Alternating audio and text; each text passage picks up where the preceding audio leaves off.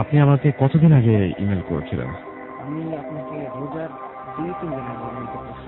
রোজার 2-3 দিন আগে। এবং উনি যে ঘটনা বলেছেন ওনার সাথে, যে ওনার জীবনে যেটা ঘটে গেছে সেটা অবিশ্বাস্য।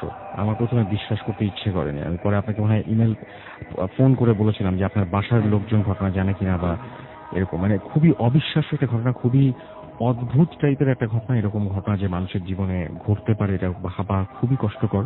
ঘটনাটি খুব মন দিয়ে শুনবেন। এবং সবচেয়ে অদ্ভুত ব্যাপার যে বাস্তব এবং অবাস্তবের মানে ওই অন্য কোনো পৃথিবীর কারোর সাথে যদি আপনার হঠাৎ করে দেখা হয়ে যায় এবং এত অদ্ভুত ভাবে, সেটা মানে ভাবার মতো না। আপনার ঘটনাটা শুনলে বুঝতে পারবেন। আমরা ঘটনায় চলে যাই। আচ্ছা জি। ঘটনাটা ঘটছে আজ থেকে 10-12 বছর আগে, তার মানে 2002 সালে ঘটনাটা ঘটছে। খুব ছোটবেলায় আমার পরিবার থেকে আমাকে মাদ্রাসায় ভর্তি করে দেওয়া হয়।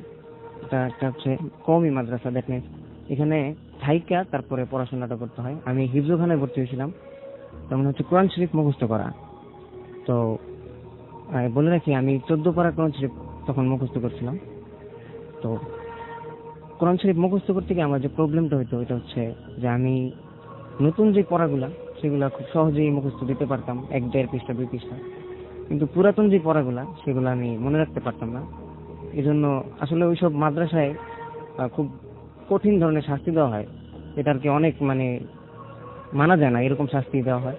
তো ওইখানে একটা নিয়ম হচ্ছে, যারা পড়া তৈরি করতে পারবে না সময়ে, তারা রাত্রিবেলা মাদ্রাসার ছাদে গিয়ে, মাদ্রাসার পাশে মসজিদ, আর মাদ্রাসার ইয়েটা বলি, শেপটা হচ্ছে আপনার স্কোয়ার শেপ, কিন্তু সামনে দিয়ে একটা জায়গা ফাঁকা, ওটা হচ্ছে মসজিদ।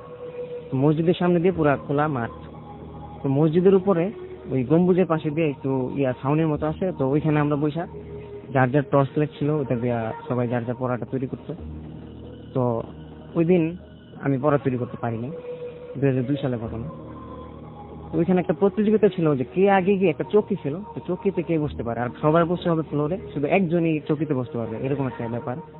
তো আমি ওই দিন সেই চৌকিটা আর কি দখল করতে পারলাম আর কি। খুব দ্রুত নামাজ টামাজ করে রাত্রে খাওয়া দাওয়া শেষ করে আমি ছাদে চলে গেলাম কোরআন শরীফ নিয়ে। আমার টর্চ লাইট ছিল একটা লাল কালারের, তো ওইটা নিয়ে আমি ছাদে চলে গেলাম। আমার মতো আরো 5-6 জন ছিল। তো কোরআন শরীফ পড়তে পড়তে বা তন্দ্রার মতো আসলো আমার।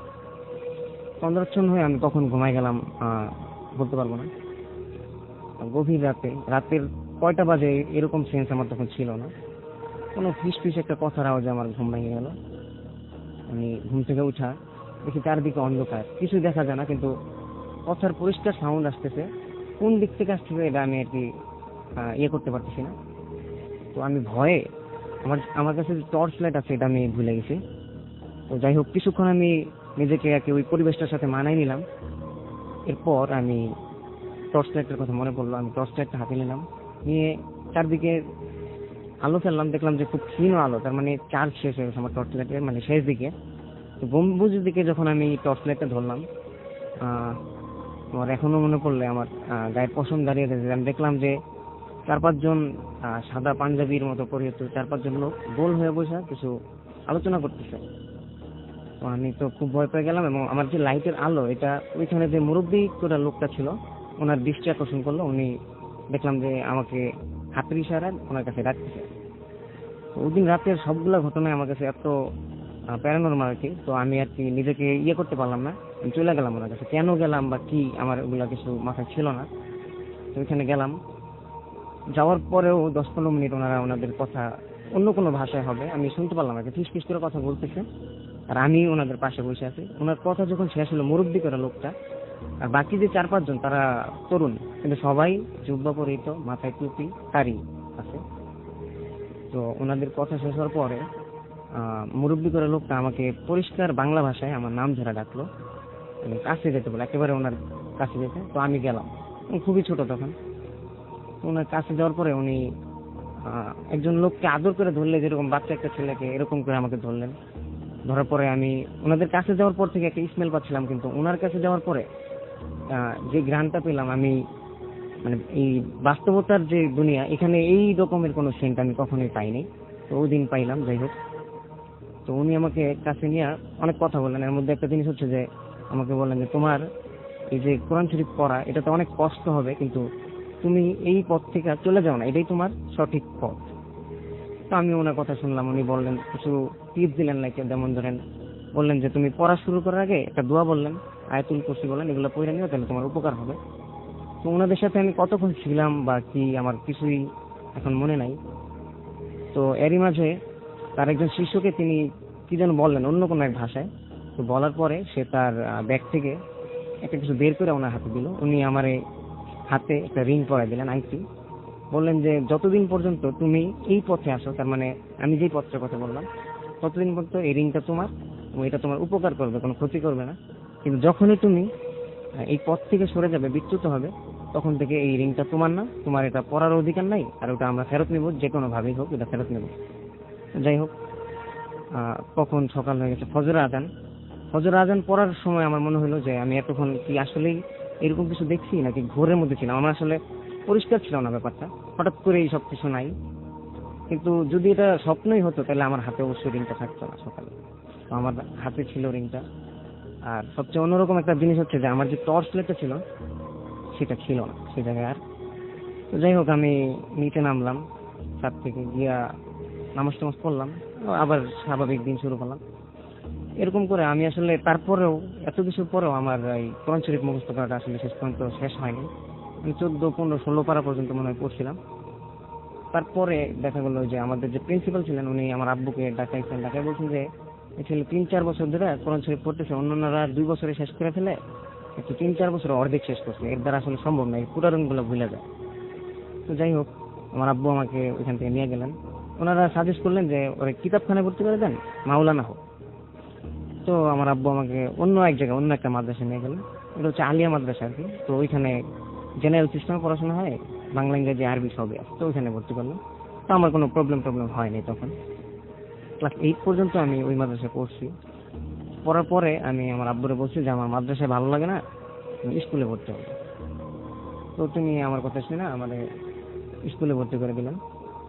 স্কুলে ভর্তি হওয়ার পর থেকে আমার যে প্রবলেমটা হচ্ছিল ওটা হচ্ছে যে আমি প্রায় রাতেই স্বপ্ন দেখি যে সেই মুরব্বী লোকটা আমাকে বলতেছে যে তোমার এই আংটিটা রাখার অধিকার নাই, তুমি এটা ফেরত দাও।